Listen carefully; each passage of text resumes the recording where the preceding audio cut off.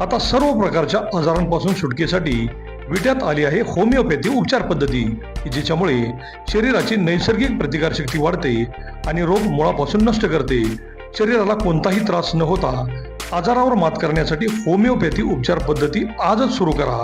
लठ्ठपणा, पोटाचे विकार, सांधेदुखी, स्त्रियांचे आजार, त्वचारोग, पुरुषांचे आजार, थायरॉइड, मूळव्याध, मानसिक आजार, केस गळणे, श्वसनाचे त्रास व लहान मुलांचे आजार यावर मात करण्यासाठी आता सांगली, पुणे, मुंबईला जाण्याची गरज नाही. आजच भेट द्या डॉक्टर शुभम मोरे यांचे वेदा होमिओपॅथी क्लिनिकला.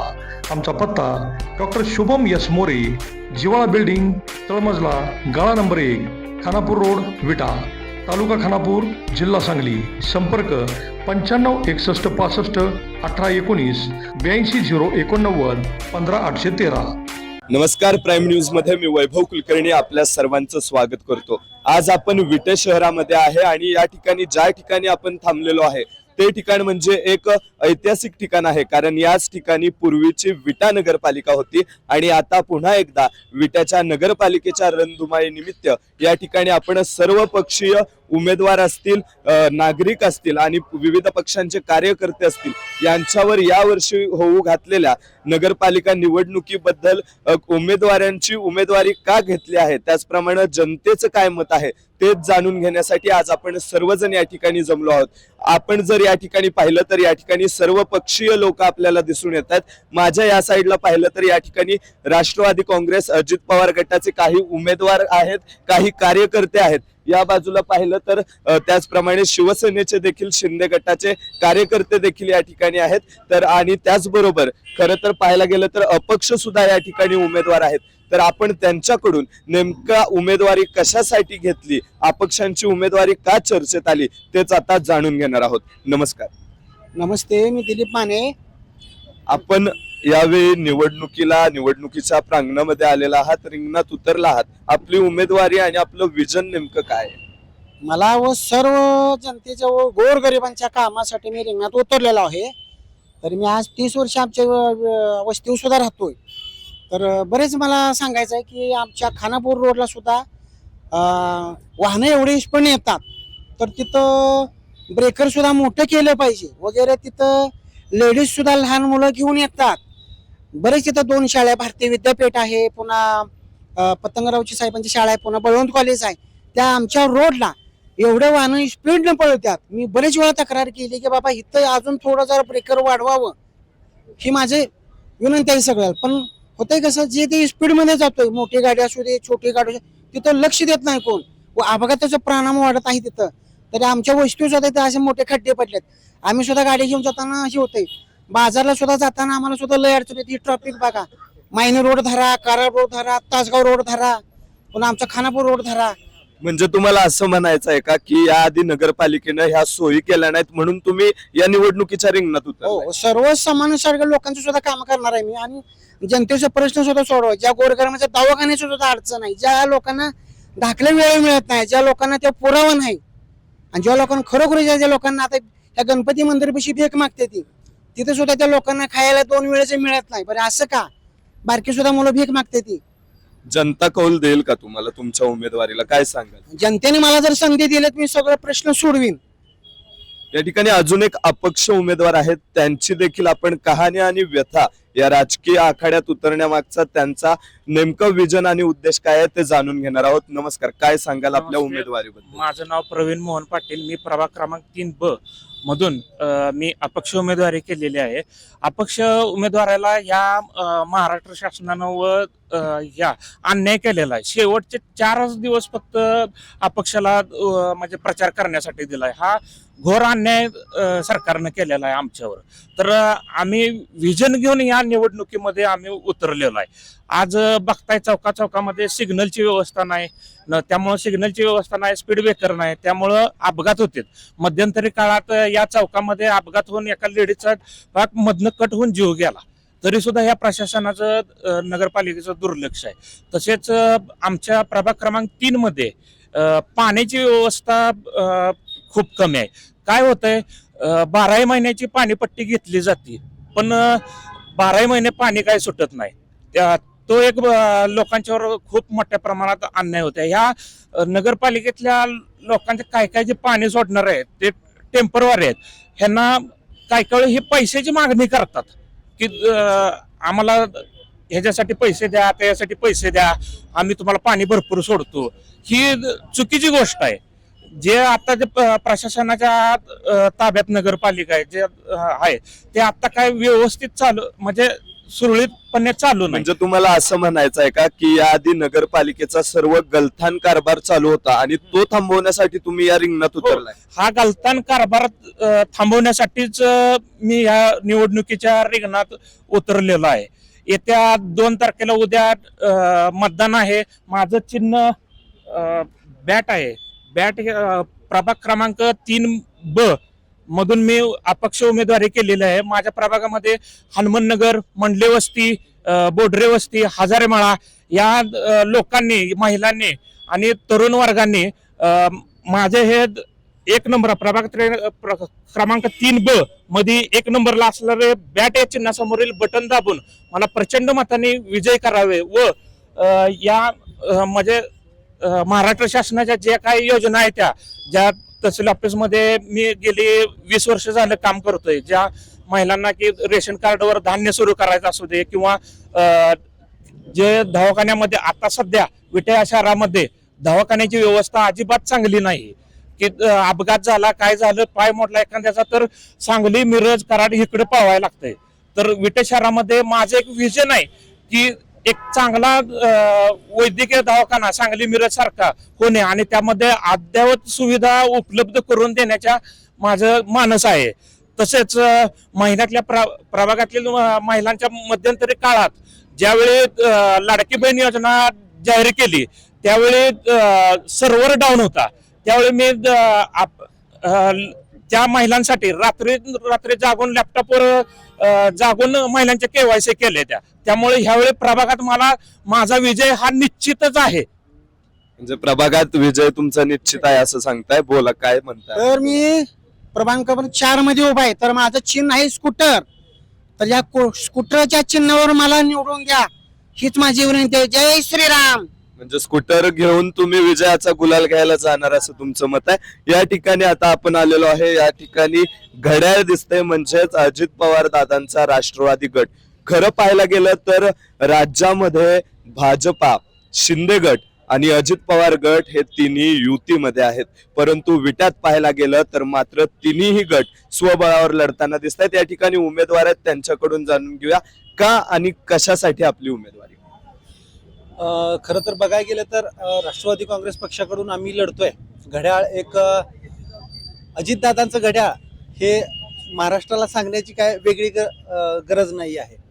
आणि खरं तर या सत्ताधाऱ्यांना ते घड्याळ दाखवण्याची आत्ता वेळ आहे. गेले 50 वर्षाचं जे टिमकी घेऊन वाजवत आहेत की आम्ही 50 वर्षात हे केलं ते केलं, त्याच बाबतीत मी थोडंसं या आपल्या माध्यमातून त्यांना सांगणार आहे. आज बघायला गेलं तर विट्यात जे म्हणतात आमच्या विट्यात देशात पहिलं आलं आणि देशात आम्ही पहिला नंबर घेतला. तर तुम्ही आता जरी कुठल्याही चौकात गेला, कुठल्याही भाजी मंडईच्या परिसरात गेला, कुठल्याही छोट्या गल्लीत गेला, कुठेही गेला तर तुम्हाला तोच कचऱ्याचा ढीग बघायला दिसणार आहे. त्याचं कारणच हे आहे, कागदावरतीच तुमची फक्त स्वच्छता आहे. आज पाणी विट्यामध्ये तुम्ही 1 वर्षाची पाणीपट्टी घेताय, 6 महिनेच पाणी येत आहे. त्या 6 महिन्यामध्ये देखील तुमचे 15 दिवस, 20 दिवस, 1 महिना कुठंतरी मोटरच पाण्याखाली गेलेली असते, कुठंतरी मोटर बिघाड झालेला असतो, कुठंतरी दुरुस्ती चालू असते. अशामुळं पूर्ण 6 महिने पण पाणी येत नाही. त्याचं 1 वर्ष तुम्ही 1 वर्षाची पाणीपट्टी घेता. आणि ही पाणीपट्टी घेत असताना त्यात जर एखाद्या व्यक्तीचं जर घराचं घरपट्टी जर थकीत झाली तर त्याच्यावरती तुम्ही शास्तीची 2% कर लावता. म्हणजे एकीकडे तुम्ही चुकताय त्याचं काय माफी नाही आणि लोक चुकले तर त्याला शास्तीची 2%. म्हणजे हे कुठंतरी लोकांवरती अन्यायकारक चालू आहे. विट्यामध्ये सत्ताधारी जे सांगतात की आम्ही विकास केला विकास केला विकास केला, तर माझा आपल्या माध्यमातून त्यांना सवाल आहे, विकास म्हणजे नक्की काय? आमच्यासारख्या अडाणी लोकांना तुम्ही सांगा विकास म्हणजे काय. विकास तुम्ही तुमच्या स्वतःच्या संस्थांचा करू नका. तुमच्या स्वतःच्या संस्थेची स्कूल बस म्हसवड, तासगाव, बोरगाव, इस्लामपूर पर्यंत जाते. माझ्या नगरपालिकेच्या गरीब मुलांना काय स्कूल बस नाहीये. नगरपालिकेच्या शाळेमध्ये प्रगती, शालेय पट वाढण्यासाठी तुम्ही काय केलं? तुम्ही तुमच्या शाळेच्या बसमध्ये एक शिक्षिका ठेवू शकता, पण तिथं माझ्या नगरपालिकेच्या शाळेमध्ये तुम्हाला शिक्षक नाही आहेत. एक क्रीडा क्षेत्रातला शिक्षक नाहीये, इंग्लिशसाठी सेपरेट शिक्षक नाहीये, तुम्ही आहे या शिक्षकांवरती लादलं जातंय. या गोष्टीचा कोणी विचार करत नाही. आज 19 शाळांमध्ये बघायला गेलं तर खरं बघितलं तर कुठल्याही 19 शाळा अशी गळत नाही, मला दाखवून द्या. 19 शाळा तिथं तुमचेच कार्यक्रम, नगरपालिकेचे जे खेळाचे जे ग्राउंड्स पाहिजेत तिथं एकही मुलांना खेळाचं साहित्य नाही. मग विकास तुम्ही या गोष्टीला म्हणणार का? मी संस्था काढली, मी कारखाने काढले, ह्याला विकास म्हणू शकत नाही. ती आणि जे सामान्य नागरिकांचे जे खरे प्रश्न आहेत, आज माझ्या प्रभागामध्ये मी उमेदवारी केलेली आहे, त्याचे प्रमुख कारण आहे तिथे रस्त्यांचे प्रॉब्लेम्स आहेत, तिथं दिवे नाही आहेत, लाईटचे दिवे नाही आहेत, तिथं गटारी नाही आहेत. नुसतं कागदावरती 30 ते 60 फुटाचा रोड आहे आणि जागेवरती 10 फुटाचा रोड आहे. माझं ओपन चॅलेंज आहे, तुम्ही कुठल्याही येण्याची ऑर्डर काढून बघायचं, त्याच्यावरती जर 30 फुटाच्या खाली जर रस्ता असेल तर तुम्ही सांगाल ते करायला तयार. आज आपण या निवडणुकीच्या माध्यमातून मी संपूर्ण विटेकरांना व संपूर्ण नागरिकांना मी यातून आव्हान करतो की राष्ट्रवादी काँग्रेस पक्षाला तुम्ही एकदा संधी द्या. हे जे प्रशासन आहे, हे जे नगरपालिका आहे, म्हणजे जास्त लांबचा विषय, आताच 5 मिनिटापूर्वी मी नगर परिषदेच्या प्रांगणात होतो, तिथे एक आपला देशाचा राष्ट्रध्वज तयार केलेला आहे. मी आता सीओ साहेबांना फोन केला, त्या राष्ट्रध्वजावरती चप्पलचे निशाण आहेत. आपण कुठे पाकिस्तानात आहोत का? हे डोळे फुटलेत का अधिकाऱ्यांचे? दिसत नाही का त्यांना? जर देशाच्या तिरंगावरती जर चपलीचे ठसे दिसत असतील तर त्यांचे राजीनामे दिले पाहिजेत, त्यांना चपलीनं आणलं पाहिजे. एकाचाही आगाऊपणा इथं चालवून घेतला नाही पाहिजे. मी स्वतः अधिकाऱ्यांना आता फोन केला, त्यांना आधी दिसलं नसेल या की बाबा आपल्या देशाचा तिरंगा तुम्ही अभिमानानं जर त्या ठिकाणी लावत असाल तर तिथे येता जातात तुमचं लक्ष नाही. तुम्हाला बरोबर गुंठ्याच्या मागे किती रुपये आले आणि किती कमी झाले हे बरोबर दिसतंय तुम्हाला, आणि तुम्हाला असल्या गोष्टी दिसत नाहीत. या सगळ्या गोष्टी तुम्ही सांगत आहात, पण तुम्ही निवडून आल्यानंतर तुमचं विजन काय असणार आहे? आता तुम्ही सांगितलं की शाळांची अवस्था असेल, तुम्ही नेमकं विट्यासाठी काय करणार? मी विट्यासाठी 24 तास पाण्याची जी आता जे विट्याची नगरपालिका जी 1 दिवसाड पाणी देते, ते 45 मिनिटं सांगून 15 मिनिटं पाणी देते, ते विट्याच्या संपूर्ण जनतेला मुबलक पाणी द्यायचा प्रयत्न करणार आहोत. आमचे पक्षाचे जे तालुका अध्यक्ष आहेत यांनी आधीच सांगितलेलं आहे, आम्ही विट्यासाठी पाणी, मुबलक पाणी असेल, रोज कचरा गाडी असेल, योग्य शिक्षण असेल, विट्यासाठी आरोग्य व्यवस्थेसाठी आम्ही नगरपालिकेचा एक दवाखाना देखील आम्ही आमच्या नियोजनात आहे. जर विटेकर जनतेने जर आम्हाला संधी दिली तर आपल्याला नगरपालिकेचा एक स्वतंत्र दवाखाना असेल, तिथं आपली गरीब मायबाप जनता जी आहे, जी खाजगी दवाखान्यात जाऊ शकत नाही, ती तिथं उपचार घेऊ शकणार आहे. त्या लोकांना त्याचा उपयोग होणार आहे. फक्त 169 आणि 269 कोटीचं बजेट दाखवून काय होत नसतंय. कारण काय आहे, आज विट्यातलं नागरिक घरातून बाहेर पाऊल टाकायला घाबरायला लागलाय. त्याचं कारणच हे आहे की गावात आलं तर पार्किंगला जागा नाही, उभा राहायला जागा नाही, रस्ते कागदावरती मोठे, जागेवरती लहान. आज तुम्ही मला चौकामध्ये उभा राहून आपण हे जे डिबेट आहे चौकात करून दाखवा मला. एवढेच जर लोक राहिले तर तुम्ही खानापूर रोडला, बळवंत कॉलेज पर्यंत, कराड रोडला, विटा हायस्कूलच्या पलीकडपर्यंत जर ट्रॅफिक लागणार आहे, ह्याचा गांभीर्यानं कोणच विचार घेत नाही. या छोट्या गोष्टी आहेत. आज विट्याची जी जुनी जी सायपन पद्धतीची जी दगडी पाण्याची जी योजना होती, तिथं तुम्ही मला सांगा, आता आपण जाऊया, तिथे 6 टाक्या आहेत, तिथं टोपणविहीर अजूनही चालू आहे. ती कोणत्या पद्धतीने बंद करण्यात आली, का बंद करण्यात आली, ह्याचा देखील खुलासा झाला पाहिजे. का तुम्हाला फ्रीच येणार पाणी नको आहे? लोकांना पैसे देऊन पाणी तुम्ही घ्यायची सवय लावल्या, म्हणजे हे कुठेतरी खटकणार आहे. म्हणजे हे तुमचं विजन होतं. तर आता आपण शिंदे गटांच्या कार्यकर्त्यांकडे जातो. या ठिकाणी शिंदे गटाचे कार्यकर्ते आहेत. राष्ट्रवादी अजित पवार गटाकडून असं म्हटलं गेलं की विट्याचा देशात पहिला नंबर आला, तो फक्त कागदावरतीच त्यांची स्वच्छता होती. याबद्दल तुम्ही काय सांगाल? प्रामुख्यानं विट्यामध्ये देशातील जे नंबर आलेला आहे असं वारंवार सांगितलं जातं, पण त्यामध्ये सर्व विटेकर बांधवांचा किंवा बंधू भगिनींचा हा त्यांचा सगळ्यांचा सहभाग आहे. त्या सहभागामुळेच हा कोणी वैयक्तिक एकट्याचं नाव सांगून किंवा ॲम्बेसडर सांगून हा नंबर आलेला नाही. हा विटेकरांच्या सन्मानार्थ जे काय कष्ट घेतलेत तेच सर्व विटेकर ब्रँड ॲम्बेसडर आहेत. आणि दुसरा विषय मला सांगायचा आहे की आत्ताच्या विट्याच्यामध्ये जे कोट्यावधी रुपयाचा निधी जी स्वर्गीय आमदार अनिलबाबा बाबर यांच्या वतीनं जे विकास कामे सत्ता नसताना जे झाले, विट्यातली नगरपालिका सत्ता नसताना काही अंशी जे विकास करत असताना त्या ठिकाणी NOC दिली जात नव्हते. किंवा एखाद्या गोष्टीतनं पाण्याच्या योजनेच्या माध्यमातून जे काय पाणी पुरवठा लोकसंख्या वाढीव संदर्भात काय नियोजन आहे या संदर्भात ती भूमिका अनिल भाऊंनी विधानसभेत मांडून तो मोठा पाणी प्रश्न हा मंजूर केलेला आहे. आणि आता जी कामं बघितली तर विटानगरीमध्ये तुम्ही गल्लीबोळात जावा किंवा प्रत्येक प्रभागामध्ये जावा तर पाण्याचं काम 87 कोटीची योजना जी मंजूर केलेली आहे त्या दृष्टिकोनामध्ये वस्तुस्थितीच्या आधारे तिथं पाण्याचं काम पाईपलाईनचं काम चालू आहे. आणि लवकरच 4-5 महिन्यामध्ये पाणी पुरवठा जे काय सुरळीत होणार आहे. विट्याच्या माता भगिनींना जी पाण्याची जी काय आहे कमतरता ते इथून पुढे राहणार नाही. आणि त्यामुळं आमचं जे काय शिवसेनेचं विजन आहे फक्त विकासात्मक दृष्टिकोनातून जो विकास केलाय तो सर्व तुम्ही रस्ते गल्ली ओळ हे तुम्ही पहा. हे फक्त बाबर पॅटर्न हा म्हणजेच विकासाचा पॅटर्न आहे. हा तुम्ही कुठे जरी गेला कोणत्याही प्रकारचं विकास काम करत असताना दुजाभाव केला जात नाही किंवा विरोधक काय म्हणून तिकडे दुर्लक्ष केलं जात नाही. हे काम करण्याची पद्धत विकासात्मक भूमिकेने बघितली जाते. आता इथून तुम्ही चौकातून बघितलं तर आता विटा शिटी आहे तर शिटीच्या माध्यमातून इलेक्ट्रिक भूमिकातून पत्ता आहे का इथं कुठं पददिवे वगैरे एखादी तिथं बंदच आहे का पहा बघा.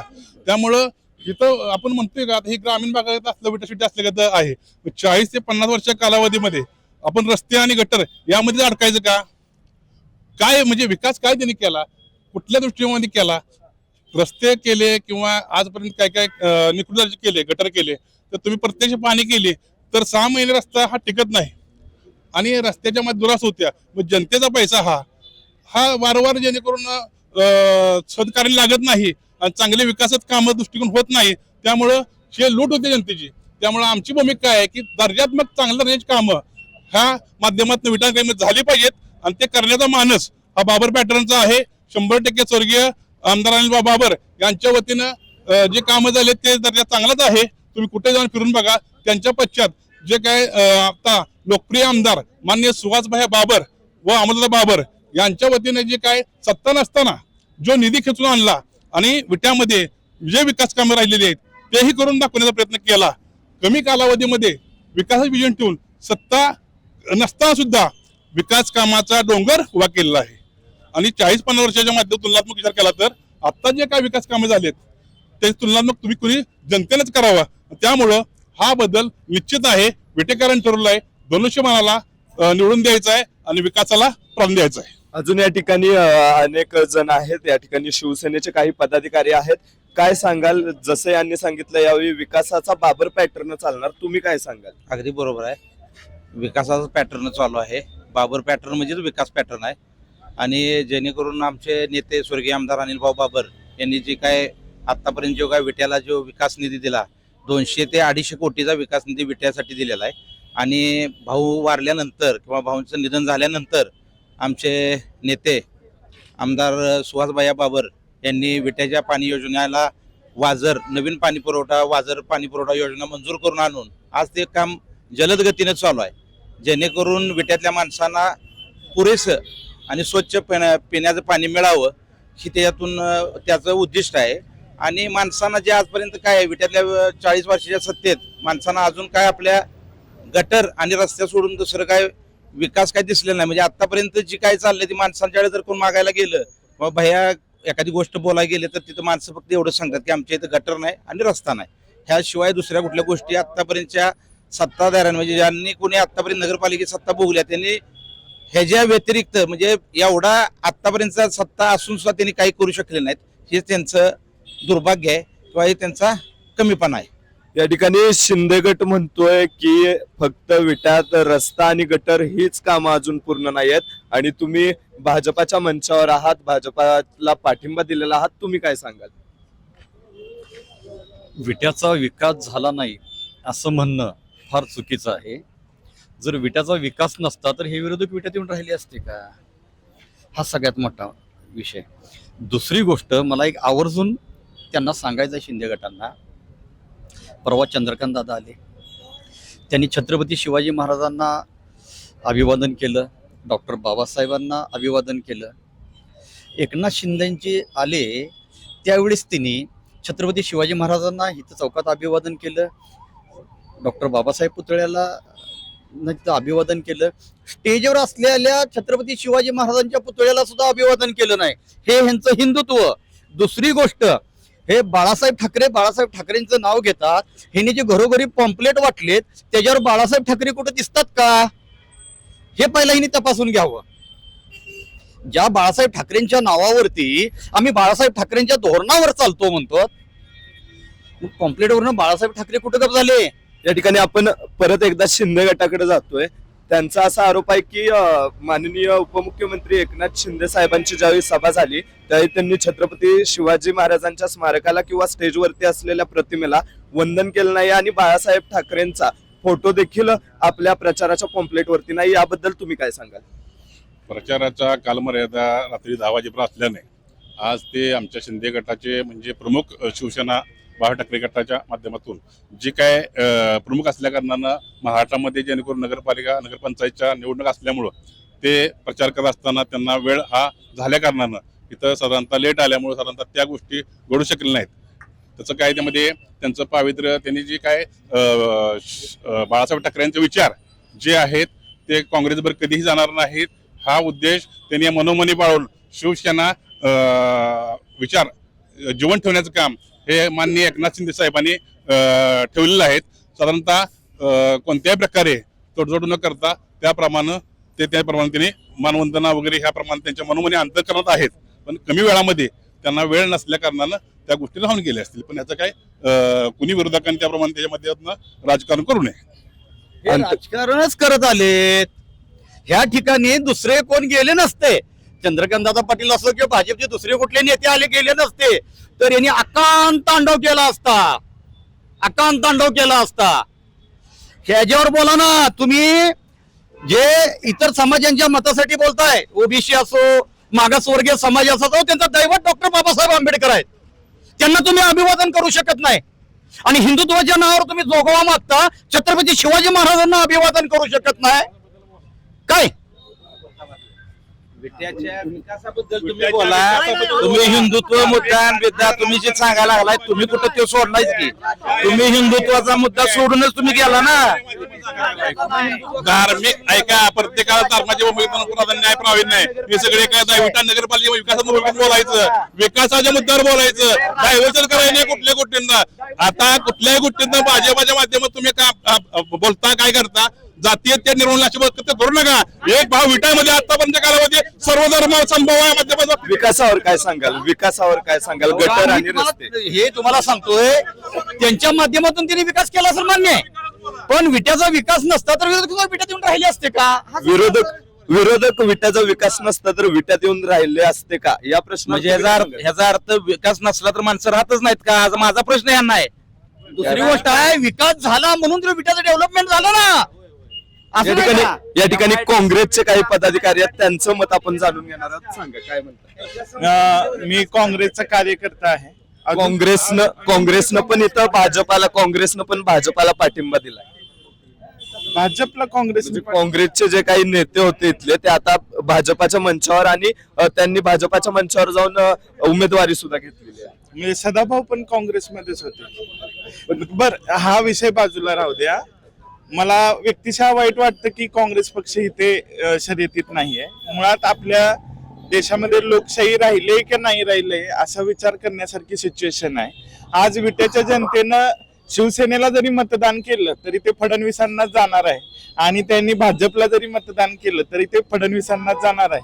आमचे मित्र शिंदे साहेब म्हणाले अभिवादन कोणाला केलं वगैरे. मुळात निवडणूक ही विकासाच्याच मुद्द्यावर लढली गेली पाहिजे.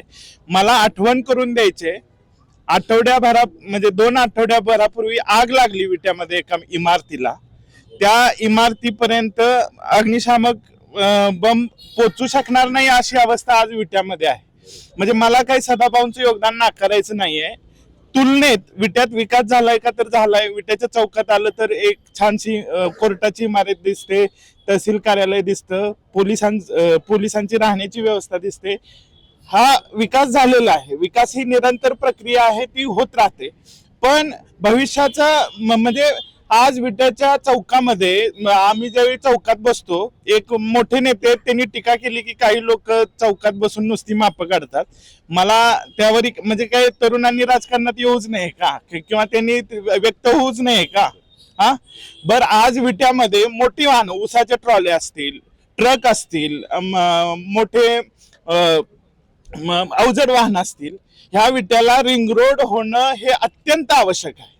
जर नाही झाला रिंग रोड तर हे अक्षरशः म्हणजे आज म्हणजे अतिशय गंभीर प्रश्न आहे की एका डंपर खाली एक बिचारी इथली त्या चौकात येऊन अक्षरशः म्हणजे ज्यानं बघितलं ते आज एक अख्खं कुटुंब तिथं, म्हणजे तुम्ही कशा परमिशन देत आहात? म्हणजे मला काही एकावर कुणावर टीका करायची नाही, मला जनतेच्या बाजूने बोलायचं की तुम्ही घरं बांधताना, इमारतींना परमिशन देताना कशा देत आहात?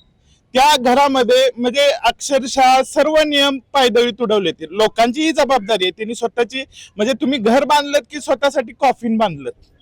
तुम्ही जर आपल्या घराकडे, आता मी जिथे राहतो गेली 10 वर्ष मी विट्यामध्ये राहतो आहे, अनेक चांगल्या गोष्टी आहेत, त्याचं कौतुकच आहे. पण घराकडे जाताना म्हणजे लोक सुद्धा 2 फूट सुद्धा वाट सोडायला तयार नाहीत.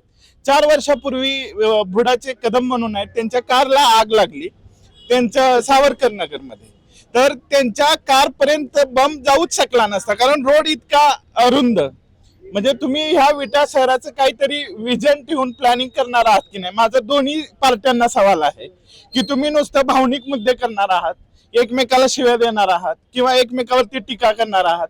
जर म्हणजे हे जनतेनं प्रश्न विचारला आणि मला लोकांना आव्हान आहे, तुम्ही जर 5,000 रुपये घेऊन मतांचा अधिकार विकत असाल तर तुम्हाला नगरपालिकेत गेल्यानंतर भीतीच वाटणार आहे. आणि ज्यावेळी तुम्ही 1 रुपयाही न घेता मतदान कराल त्यावेळी ताट मानेन नगरपालिकेत जाऊन तुम्ही जाब विचारू शकता. तुम्ही जर स्वतःच्या मतांचा सौदा करत असाल तर तुम्हाला काही नैतिक अधिकार नाही नेत्यांना बोलायचा.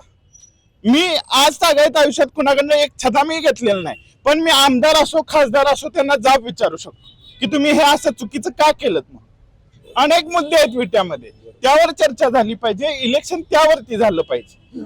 कसं आहे, शहर आहे, शहराची लोकसंख्या वाढत जाणार, अजूनही वाढत जाणार. एक भविष्यात 1.5 लाख लोकसंख्या होईल, 2 लाख लोकसंख्या होईल.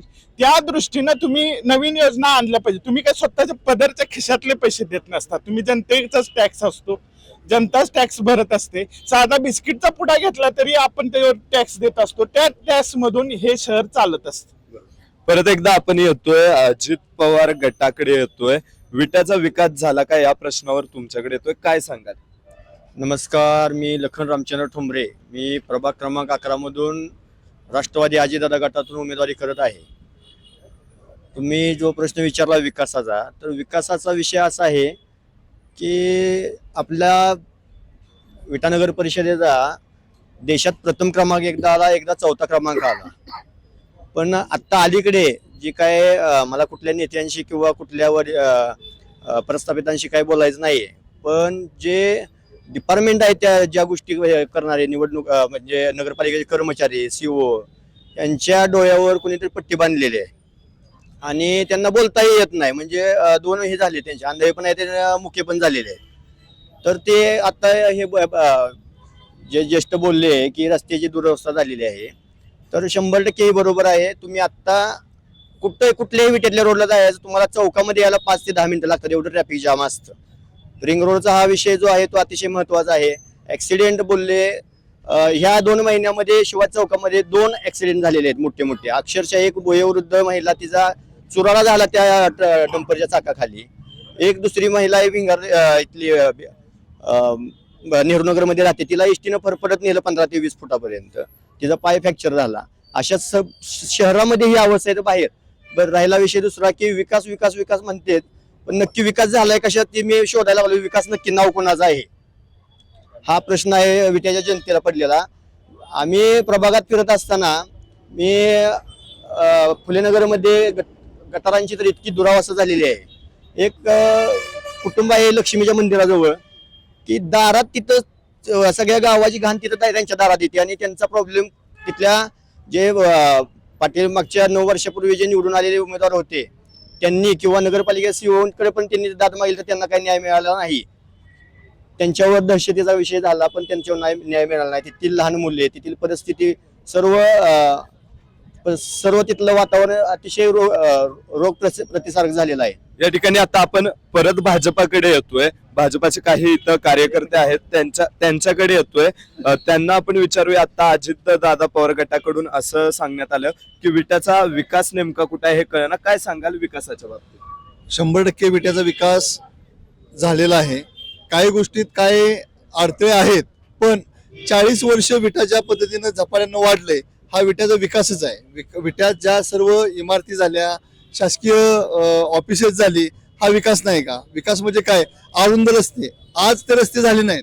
आत्ता लेआउट झालाय. लेआउटला पहिले नियम वेगळे होते. 15 फुटाचा लेआउट होता, 20 फूट झाला, 30 फूट झाला. त्यामुळे ते रस्ते मोठे मोठे होत गेले. पण त्यावेळेला जुनी जी घरं बांधली होती तिथे 10 फुटाचे 12 फुटाचे रस्ते आहेत. गाव भागात 5 फुटाचाच बोळ आहे.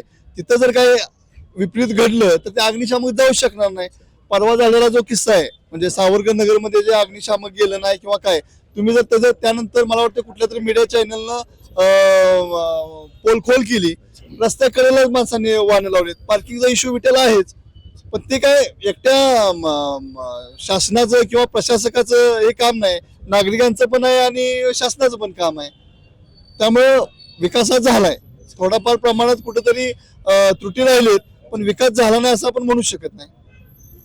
विकास झालाय असं तुमचं मत आहे. विकासावरती परत एकदा शिंदे गटाकडे कशा पद्धतीनं तुम्हाला काय वाटतं आणि तुमच्या उमेदवारांचं विजन काय असेल विकास कामांच्या बाबतीमध्ये?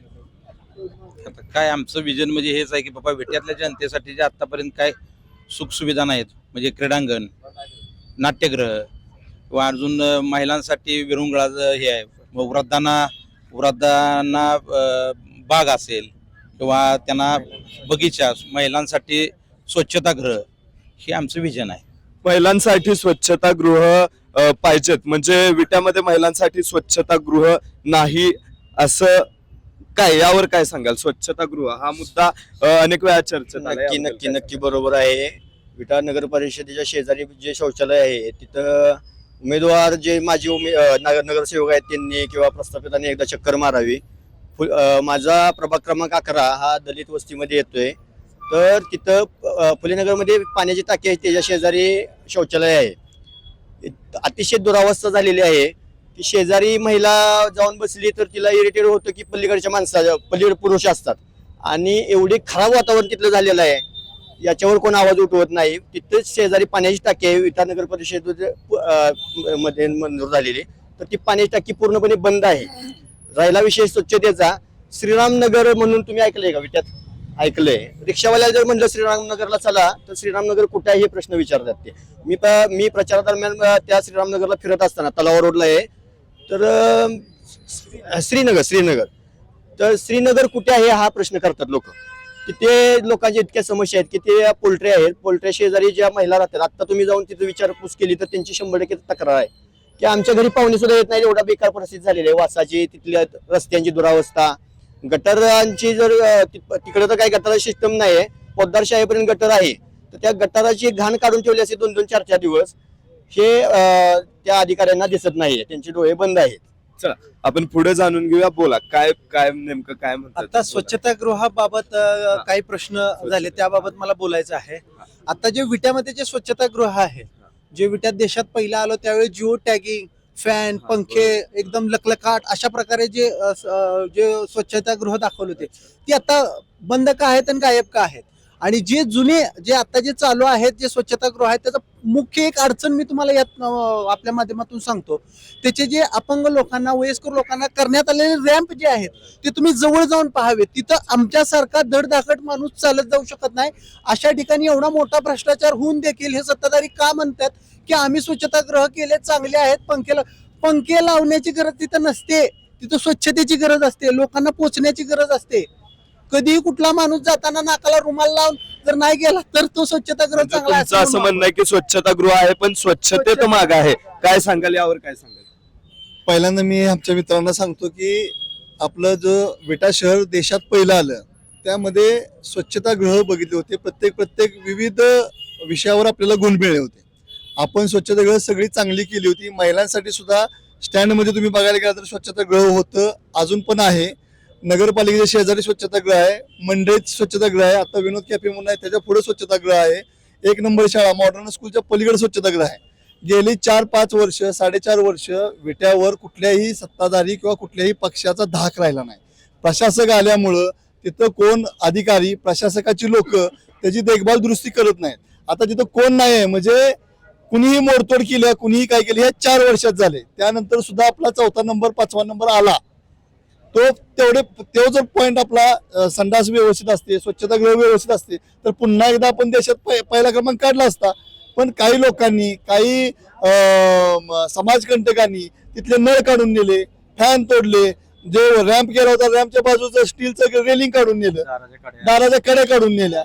समजा तिथं जर सत्ताधारी कोण असतं सत्तेवर कोण जर असतं आहे की ज्या वेळेला तुम्ही स्वच्छतागृह किंवा कड्या वगैरे जे दाखवत होता हे फोटो पुरतं नसावं. यामध्ये मी अजून एका गोष्टीवरती प्रकाश टाकू इच्छितो. ज्या वेळेला तुमची सत्ता होती त्या वेळेला एक नगरपालिकेच्या स्वच्छता कर्मचाऱ्यांच्या मुलांची भीक मागणारी टोळी जी मी उघडकीस आणली होती त्याच्यावरती सत्ताधाऱ्यांनी आज अखेर कारवाई का केली नाही?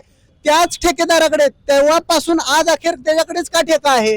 या बाबतीत तुम्ही आम्हाला थोडक्यात या बाबतीत सांगा का त्याच्याकडे ठेका आहे? या आधी आपण शिंदे गटाकडे जाऊया. शिंदे गटाला स्वच्छतागृह हे फक्त ज्या वेळेला ह्याची समिती येते स्वच्छता ह्याची काय असते परिषद समिती त्याच वेळी फक्त स्वच्छतागृह स्वच्छ केले जातात.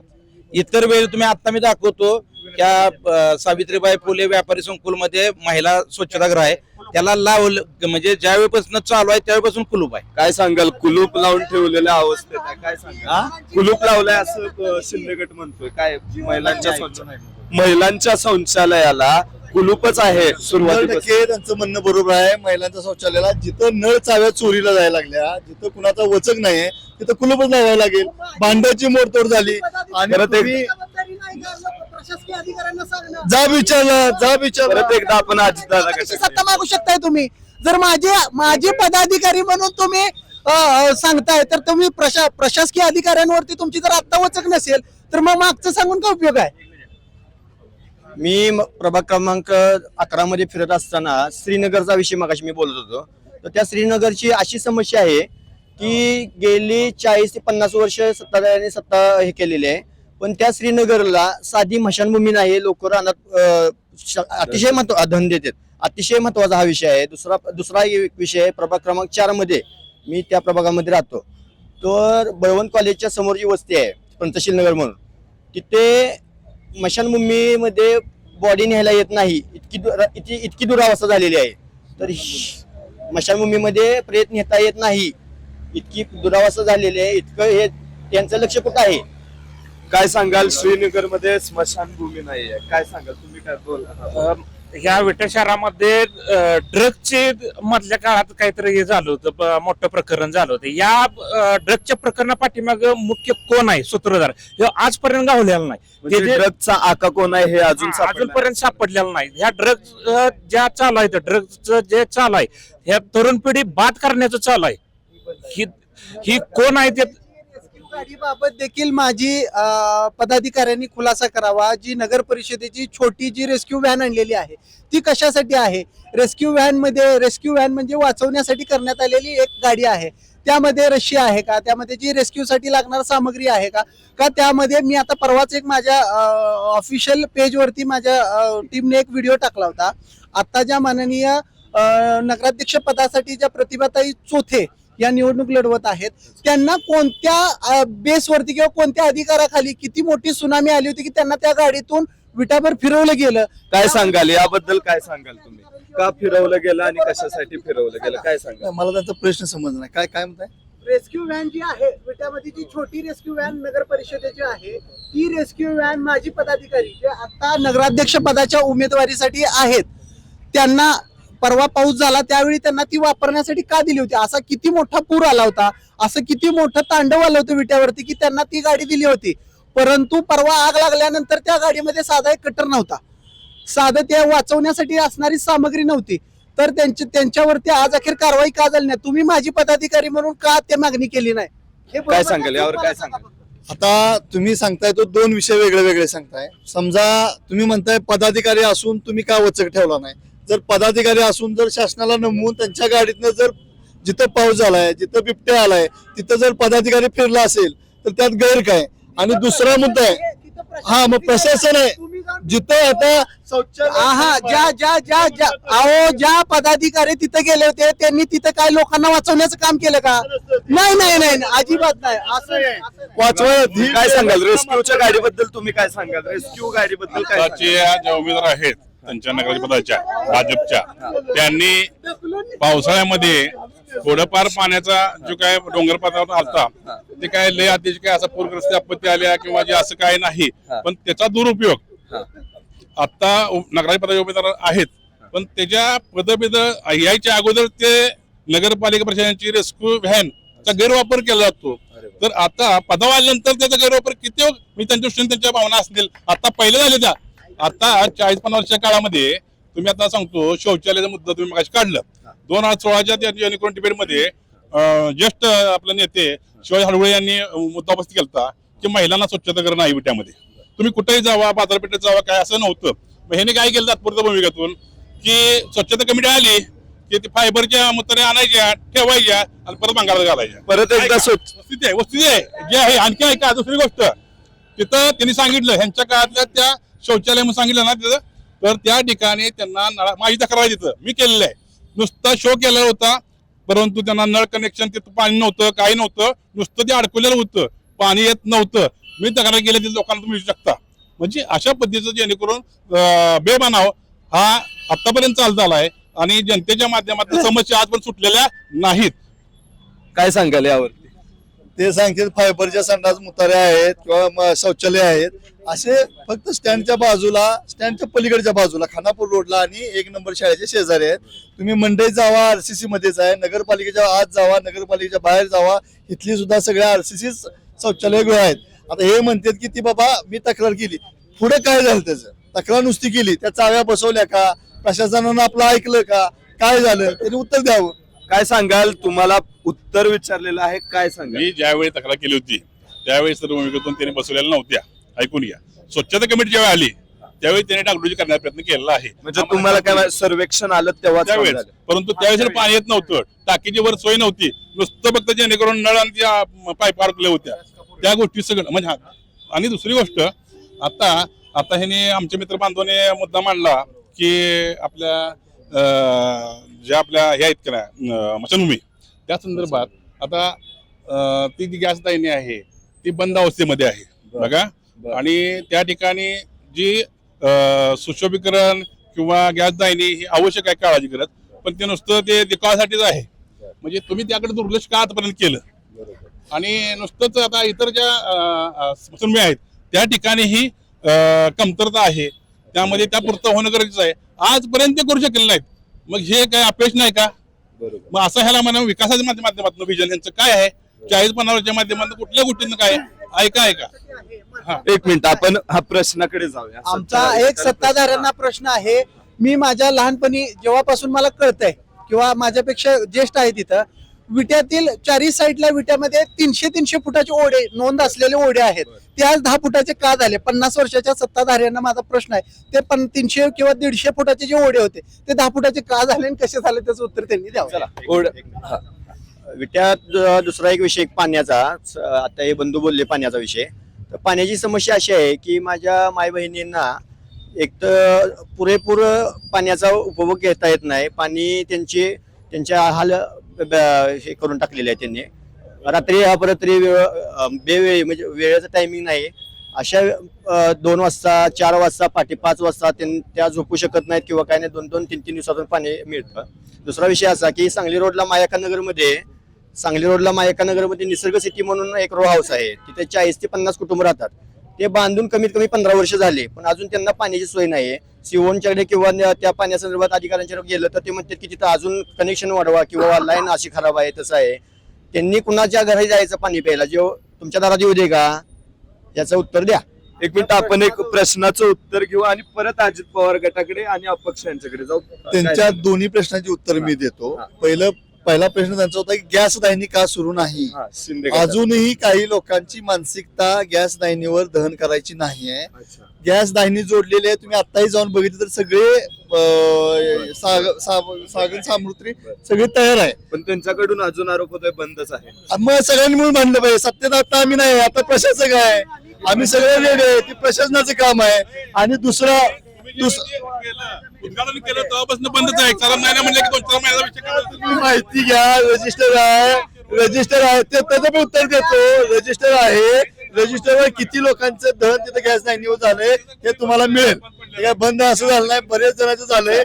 दुसरी गोष्ट त्यांनी ओढ्याचा प्रश्न केला. ओढ्याचा प्रश्न हा विटेकर तो प्रशासक किंवा सत्ताधारी म्हणून करत नसतो, त्याला MGPची मान्यता असते. आपल्या नगरपालिकेकडं काही कन्सल्टंट नेमलेले असतात. ते कन्सल्टंट किती पाणी येतं, किती पावसाचं प्रमाण आहे त्याच्यावर ते ओढे ठरवतात. आणि आपण आता जे ओढे केले ते आता झाल्यानंतर एकदाही तिथं पूर आलेला नाही. असं झालं असेल तर त्यांनी सांगावं. अपक्षांना काहीतरी बोलायचं आहे या ठिकाणी. आपण अपक्षांचं मत जाणून घेऊया. बोला, काय सांगा. सत्ता कोणाची बी उद्या, सत्ता कोणाची बी उद्या, कोणी बी फक्त सर्वसामान्यांचे गरिबांची कामं झाली पाहिजे वेळेवर व कुठलंही इंधन कमी पडू नये हीच माझी विनंती आहे. जय श्रीराम. सत्ता कोणाची पण येऊ द्या. चला परत एकदा आपण पदाधिकाऱ्यांकडे जातोय राष्ट्रवादीच्या. काय सांगाल चाललेल्या एकंदरीत प्रश्न आणि उत्तरांच्या खेळात तुमचं मत काय आहे? नमस्कार, मी संदीप तात्या ठोंबरे, राष्ट्रवादी काँग्रेस पार्टी सांगली जिल्हा अध्यक्ष सामाजिक न्याय विभाग. आज शिवसेना, राष्ट्रवादी काँग्रेस पार्टी, अपक्ष आणि भारतीय जनता पार्टीचे समर्थक असतील किंवा त्यांना पाठिंबा देणाऱ्या मंडळी असेल, त्यांनी आपापल्या परीनं विटा शहरामध्ये केलेले योगदान असेल किंवा काय करत असलेली कामं असतील, या सगळ्या गोष्टीच्या बद्दल आता डिबेटमध्ये आपापली मतं मांडलेली आहेत. खरं तर मी कोणावर टीका टिप्पणी करण्यापेक्षा राष्ट्रवादी काँग्रेस पार्टी, अजितदादा पवारांचा जो आमचा गट आहे, या विटा शहरामध्ये विटा नगरपालिकेची निवडणूक आमच्या पक्षाचे तालुका अध्यक्ष पंकजभाई दबडे यांच्या मार्गदर्शनाखाली आम्ही निवडणूक लढवतोय. एक विटा शहराला विकास करताना विकासाची भूमिका असणारं नेतृत्व असलं पाहिजे, काम करणारे उमेदवार असले पाहिजेत, ते शिक्षित असले पाहिजेत. नुसतं शिकून चालणार नाही तर ते स्वतः निर्णय घेणारे अशा पद्धतीचे असले पाहिजेत आणि त्यांना ती कळलं पाहिजे. अशा पद्धतीनं या विटा शहराचा भौगोलिक परिसर, इथली परिस्थिती, इथलं औद्योगिक परिस्थिती काय आहे, इथला सामाजिक परिस्थिती काय आहे, इथली राजकीय परिस्थिती काय आहे, इथली विकासात्मक भूमिका आपल्याला काय घ्यावी लागेल, असे सगळी या परिसराची जाण असणारे उमेदवार आम्ही विटा शहराच्या निवडणुकीमध्ये उभा केलेले आहेत. ते काम करत असताना आम्ही विटा शहरासाठी एक डॉक्युमेंट विजन घेऊन काम करतोय. या विकासाची एक ब्ल्यू प्रिंट आम्ही आमच्या पद्धतीनं आम्ही तयार केलेली आहे. निश्चितपणानं या निवडणुकीमध्ये रोहिणीताई जंगम नगराध्यक्षपदासाठी फार मोठ्या फरकाने निवडून येतील. विटा शहरातील जनतेमध्ये एक सुप्त लाट आहे. आपल्यासाठी एक प्रश्न, आपले किती उमेदवार रिंगणात आहेत नगराध्यक्ष पदासहित आणि किती जणांचा विजय होईल याबद्दल काय सांगाल? आमचे 7 उमेदवार आता रिंगणामध्ये आहेत. त्याचबरोबर नगराध्यक्ष पदाला रोहिणीताई जंगम आहेत. मी एवढंच सांगतो की विटा शहरामध्ये जे 2 आता भांडण चाललंय, दोन पार्टीची भांडणं चालली, शिवसेना आणि भारतीय जनता पार्टी भांडते आणि तो तराजू एकाच हातात असतो. बरोबर, म्हणजे तुम्हाला असं म्हणायचं आहे तो तराजू तुमच्या हातात आहे? तो तराजू आमच्या हातामध्ये आहे.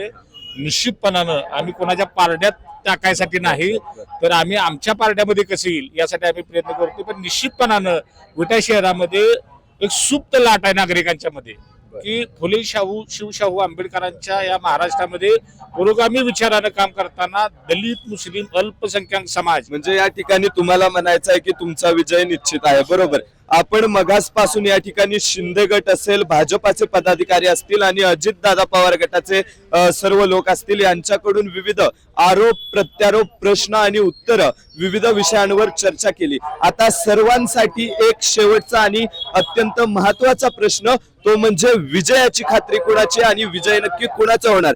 तर यासाठी आधी आपण भाजपच्या पदाधिकाऱ्यांना विचारूया, काय सांगाल, विजयाची खात्री किती आहे आणि विजय नेमका कोणाचा होईल? 100% विजयाची खात्री ही भाजपला आमच्याच पक्षाला आहे. 27-0 होईल. नगराध्यक्ष सीट सुद्धा आमची 4-5 हजार मताच्या लीडने येईल ही मला खात्री आहे. आणि अजून एक माझा दुसरा फक्त विषय घेतो, जर वाईट झालं तर सत्ताधारी म्हणून आम्ही आणि चांगलं झालं तर प्रशासक म्हणून तुम्ही, हे काही बरोबर नाही. मग तुम्ही जाणून बुजून डिबेट करायचंय म्हणून तुम्ही काही गोष्टी करत असाल तर ह्या साफ चुकीच्या आहेत. हे सगळ्या मतदारांना जनतेला विट्यातलं माहित आहे. राष्ट्रवादी गटाकडे जाण्याआधी अपक्षांचं मत काय सांगाल? विजय कसा असेल? अपक्षाचा माझा उद्या 2-3 तारखेला माझाच गुलाल असणार आहे. कारण माझं विजन तरुण मुलांसाठी चांगलं आहे. कारण मी प्रभागामध्ये वाचनालयाची व्यवस्था आणि सांगली जिल्हाधिकारी क्रीडा यांच्याकडून जिमची व्यवस्था करणार आहे. त्यामुळे विजय हा माझाच असणार आहे. चालेल. या ठिकाणी अपक्षांना देखील खात्री आहे विजय हा त्यांचाच असणार. दुसरे अपक्ष उमेदवार काय सांगाल? मी सुद्धा निवडून आल्यावर भ्रष्टाचार मुक्त करणार, गोरगरिबांचं काम करणार. योगी बाबा जिंदाबाद. योगी बाबा जिंदाबाद. चला या ठिकाणी आपण फक्त एक प्रश्न घेऊया. बोला, काय सांगाल? खरं बघायला गेलं तर विट्यातील नागरिक हे सत्ताधारी आणि त्यांचे प्रतिस्पर्धी जे असणारे शिवसेना गट आहे, ह्या दोघांनाही वैतागलेली आहे. तर मला या आपल्या माध्यमातून सांगायचं आहे की राष्ट्रवादी काँग्रेस पार्टी, अजितदादा पवार गट जो आहे, अजितदादा पवार पक्ष जो आहे, तो खरं तर विट्यामध्ये 3 तारखेला एक चमत्कार घडवणार आहे, जो महाराष्ट्रामध्ये खरंच बघण्यासारखा व वाखणण्यासारखा असणार आहे. त्यामुळे या दोघांना वैतागलेली संपूर्ण विटेकर जनता हा राष्ट्रवादी काँग्रेस पक्ष, अजित पवार पक्षालाच कौल देऊन संपूर्ण सीटा नगराध्यक्ष सहित सगळ्या सीटा मेजॉरिटीने निवडून येणार आहेत अशी मी आम्हा सर्वांना खात्री आहे. बर. म्हणजे राष्ट्रवादी अजित पवार दादा गटाची सुद्धा खात्री आहे की सर्व सीटा त्यांच्या निवडून येतील. शिंदे गटाला काहीतरी सांगायचं? बोला. 40 वर्षाच्या प्रशासनाच्या माध्यमात 40 वर्षाच्या त्यांच्या सत्ता होती, त्या सत्तेचा भाग इकडे कॅमेरा फिरवा. हा जो अंधारमय, ऐका, अंधारमय ह्याच्यामध्ये विटाचा चौक जे दिसतोय तुम्हाला, हा विकास म्हणायचा का ह्याला? त्यामुळं अशा पद्धतीचा विकास हा विट्याचा अंधारमय विकास म्हणला तर काय अवघड ठरणार नाही. त्यामुळं हे चित्र बदलायचं असेल तर त्याप्रमाणे शिवसेनेच्या सर्व उमेदवारांना चांगल्या मताधिकाऱ्यानं निवडून देण्यासंदर्भात आमच्या विटेकर बांधवांनी ठरलेलं आहे. मनोमनी विश्वासाचा बाण, दोनच बाण, एकच प्राण. त्यामुळे चांगल्या पद्धतीने या ठिकाणी आपण पाहिलं शिंदे गट, अजित पवार गट, भाजपा या सर्वांच्या ठिकाणी आपण पाहिलं की सर्वांनी आपापले आरोप, प्रत्यारोप, प्रश्न, उत्तर विविध गोष्टींवर आज चर्चा झाली. परंतु तिन्ही या ठिकाणी गटाकडून म्हणजेच अजित पवार गट, शिंदे गट आणि भाजपा, शिंदे गटाने खात्री दिलेली आहे की आम्ही 10,000च्या लीडने निवडून येणार. त्याचप्रमाणे भाजपाने देखील खात्री दिलेली आहे आमचे देखील सगळे उमेदवार आणि नगराध्यक्ष निवडून येणार. आणि अजित पवार दादा गटाने तर सांगितलं आहे की हा तराजू आहे आणि हे दोघं खाली तराजू मध्ये आहेत, पण तो तराजू आमच्या हातात आहे. नक्की तराजूत नंबर कुणाचा लागणार, तराजूचा काटा कुणाच्या हातात असणार हे 3 तारखेला कळेल. आणि अशाच विविध आणि रोखठोक बातम्यांसाठी प्राईम न्यूजला जास्तीत जास्त सबस्क्राईब करा. वैभव कुलकर्णी, प्राईम न्यूज, विटा.